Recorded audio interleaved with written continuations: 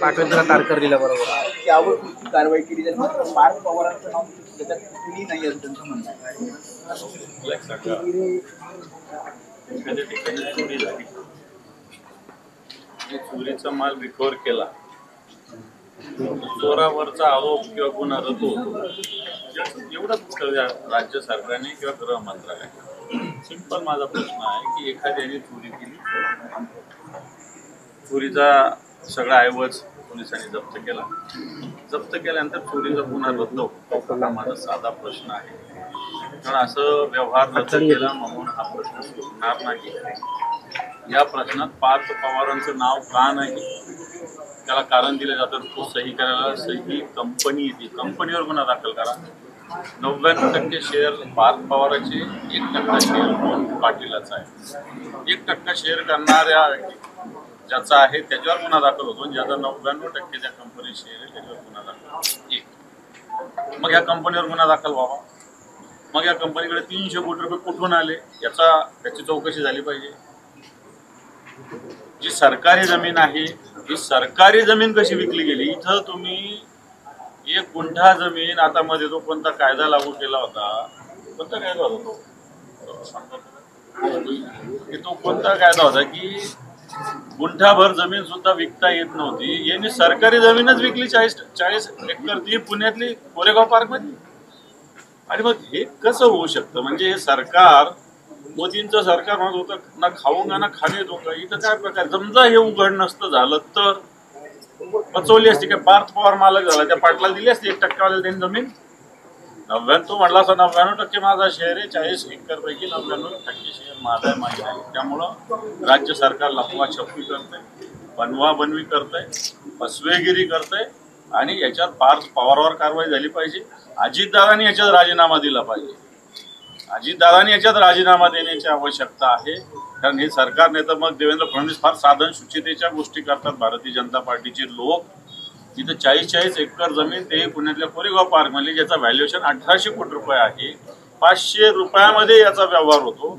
याची सगळी चौकशी झाली पाहिजे, पार्थ पवार कारवाई झाली पाहिजे. अजितदादा महसूल विभागाची एक समिती स्थापन झाली, ते म्हणतात की महिन्याभरात तो अहवाल येईल आणि त्यामध्ये काही नावं. मला असं वाटतं उघड सगळ्या गोष्टी आहेत, चौकशी, नावं येईल, मान्य आहे सगळ्या गोष्टी. याच्यात वेगवेगळे डिपार्टमेंट्स आहेत, महसूल आहे, वेगवेगळे डिपार्टमेंट याच्यामध्ये. एकटा महसूल नाही, ईडीनं चौकशी केली पाहिजे ना. एकनाथ खडसेंनी याच पुण्यामध्ये MIDCच्या जमीन कमी किमतीने घेतली होती, याच देवेंद्र फडणवीसांनी जोटी कमिटी नेमली होती.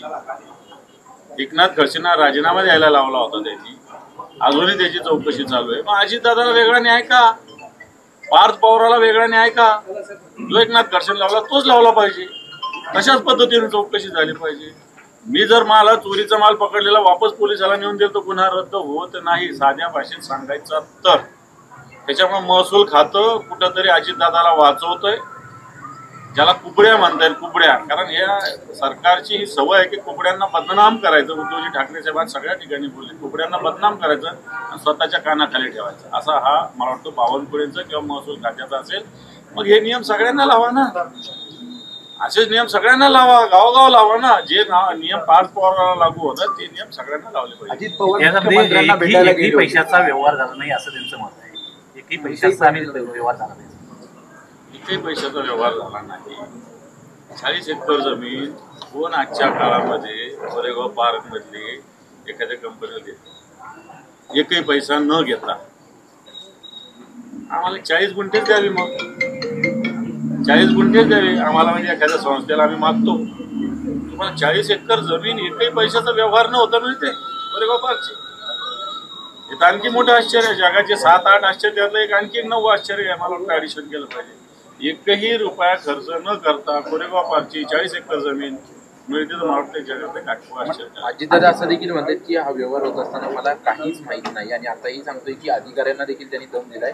असं कोणताही गैरव्यवहार होत असतील तर ते करू नका, मग ते कोणीही असले, माझ्या कुटुंबातलं असलं. अजितदादा नुसत्या गोष्टी करतात. मागे सांगितलं टायर मध्ये घालून मारा, टायर मध्ये घाले. आता घाला ना टायर मध्ये. या लोकांना नुसतं बोलायचीच कडी, बोलायचाच भात आहे का? आता घाला टायर मध्ये एकेकाला. आणि असा व्यवहार तुम्हाला न सांगता आजकाल एखादा मुलगा, अजितदादांचा मुलगा मला नाही वाटत चांगलाच असेल, तू जर वडिलांना न सांगता एवढा मोठा व्यवहार करत असेल तर मला वाटतं मुलालाही सांभाळलं पाहिजे. आज एवढसा एखादा हा पेन घ्यायचा मुलाला, आता बापाला सांगतो, तो आईला सांगतो, आणि 1800 कोटीची जमीन जर घ्यायचं तर अजितदादाला माहिती नाही, तेही एवढ्या सगळ्या मिसयूज सगळ्या इंडस्ट्री विभागाचा, उद्राण शुल्क विभागाचा, महसूल विभागाचा, भूसंपादन विभागाचा मिसयूज करतो आणि अजितदादाला माहिती नाही, असं कसं होऊ शकतं?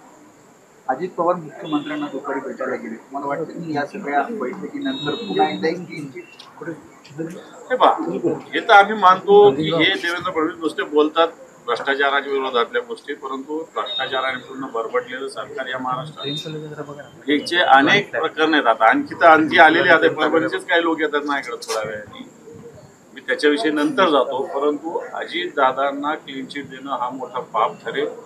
याच अजितदादावर देवेंद्र फडणवीसांनी आधीही आरोप लावलेले आहेत.